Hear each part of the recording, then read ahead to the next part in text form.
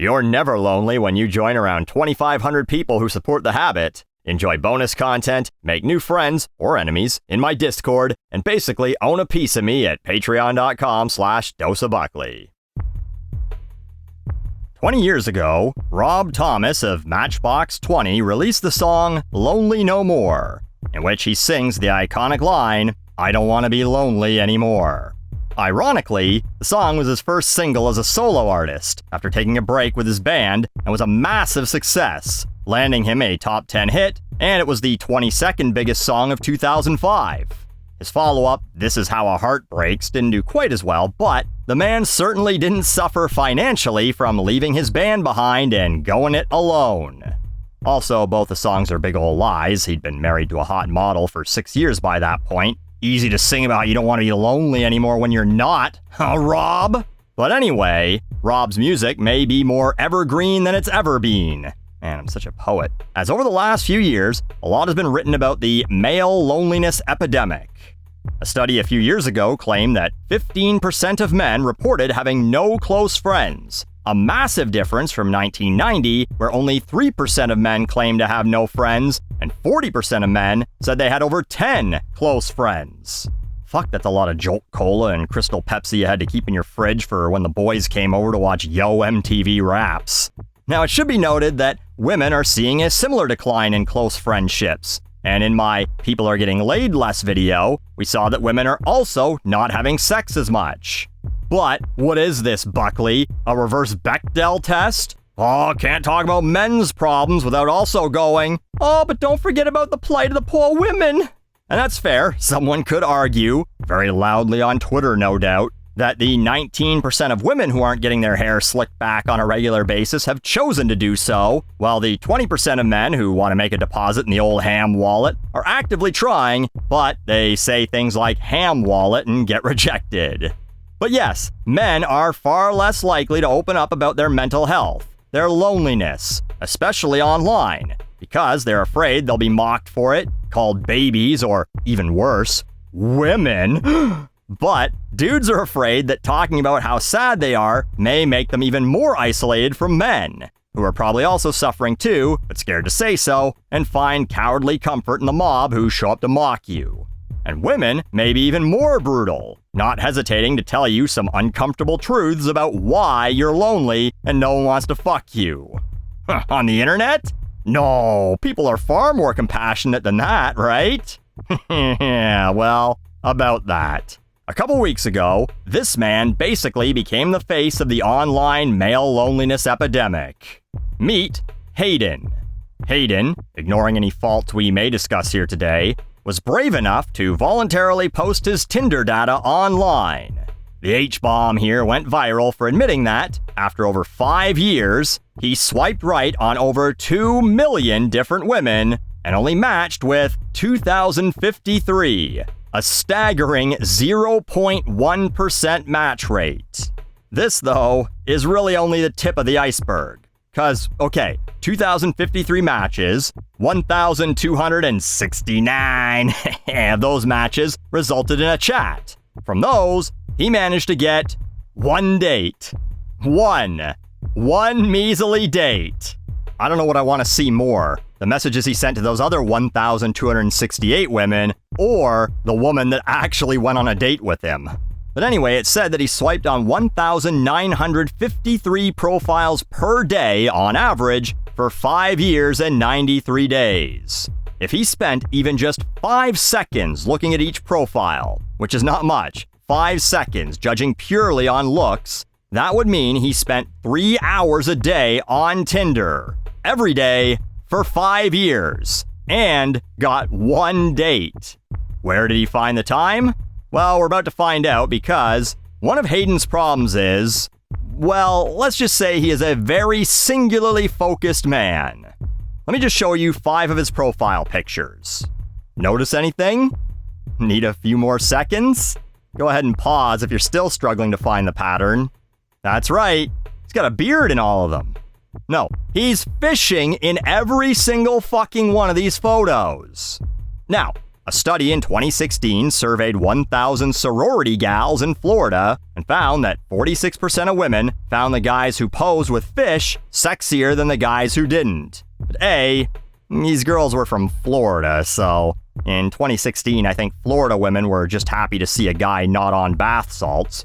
B, that was nearly 10 years ago. Tastes change, people overdo things. Since then, it's become such a joke among online dating app users that in 2023, Tinder did an April Fool's joke where they said they'd remove all fish pics from the app. And C, there's a difference between one fish picture and, oops, all fish pics. A lot of people on Twitter were quick to make fun of the guy's weight, or the fact that he's clearly going bald at the age of 26, or that he's going to have to go to Thailand to fuck anyone. But if he was going to go to Thailand, it would probably be to go fishing. This guy's profile suggests that he literally only has one interest. That interest being sitting in silence on a boat all day, trying to catch slimy sea animals, watching them struggle to breathe for a few seconds before throwing them back, or bringing them home to gut and eat. Either way, not something that gets the ladies overly wet. Also in his profile, he says, "If you're not trying to go fishing, I don't want it. My idea of a vacation is going to the desert and looking for snakes for a week. I may or may not currently own 33 snakes." In case you didn't believe him about that, here's a photo of him in the middle of a highway holding a snake. Maybe number 33, maybe number 34. And just in case you were still like, man, women are so picky. Why are they interested in this dude? Perhaps this photo of him wearing a "sit ya ass on my face" hoodie might explain why women are drier than the deserts this guy hunts snakes in. Now, you might think, oh, this whole profile must be a joke. And while that would be some commitment to a bit, spending about 5,500 hours of his life swiping, not to mention the time he spent talking to the 1,200 or so women who did message him, I did a little e-sleuthing and it's definitely not a joke. On Reddit, someone found a post where he expressed his frustration. "Yes, I'm sexist AF. I just want to give someone my love, but nobody wants it. I'm just too fed up at this point. So many shallow women tell me I'm worthless because of my looks and height. Most girls are scumbags and will lie straight to your face and not see the issue." Call them liars, but I thought you just said that they were... Oh, never mind. Prior to that, he had posted his stats when he first hit 1 million swipes and said that he had been attempting to improve both himself and his profile. This is his earnest attempt to find love. He sits on a boat all day, fishing in the water and on the apps. And we have photographic evidence that, at the very least, he caught more fish than women. He's so singularly focused, a younger, meaner Buckley might have said something like, "Call this guy Roy G. Biv, because he's not on the spectrum, he is the spectrum." But don't laugh at that. We can't make those jokes no more.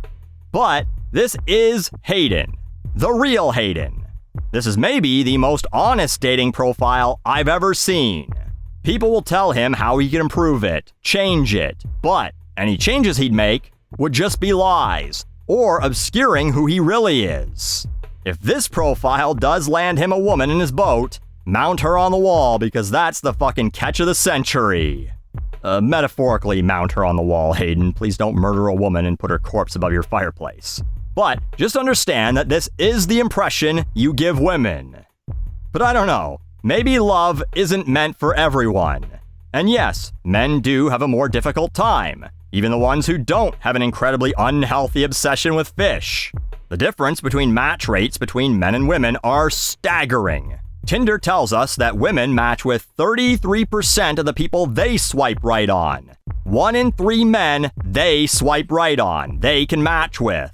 If they're lonely, they're choosing to be lonely. Men match with 2.5% of the people they swipe right on. For every 200 right swipes, they match with 5 women. For every 100, I guess it's 2 women and that girl from the TLC show. No, Buckley, no! But Tinder is a seller's market, and women are the sellers. Anyone who's still like, Buckley, but no, that's such an antiquated belief. No, just stop. The data is there. Women hold that initial power. So, how do we solve this? It's not by telling women that they need to fuck the fish man. Some people might simply be hopeless. No, we learn from Rob Thomas about how going solo sometimes is the answer. We solve this by destigmatizing being alone in general, and encouraging someone like this to be happy with their hobbies, which he clearly enjoys, and learn to make male friends, which is clearly easier for him. One of the photos is of him at work with someone who seems to be pals with him, and someone is holding the camera in several of these photos. He's not alone. He's not part of that 15% of friendless fucks. And when you need a sexual release from a lady, well, that's what rub and tugs are for. Buckley, that's your solution to the male loneliness epidemic? Sex workers? Sure, worked for Jim Norton for a lot of years, but also, world's oldest profession. They've always had a place in society. They fucked all those filthy cowboys and gold panners back in the day when none of the other snooty high society women would. Fucking getting men riled up by showing their ankles and then only going home with 9s and 10s like William Randolph Hearst.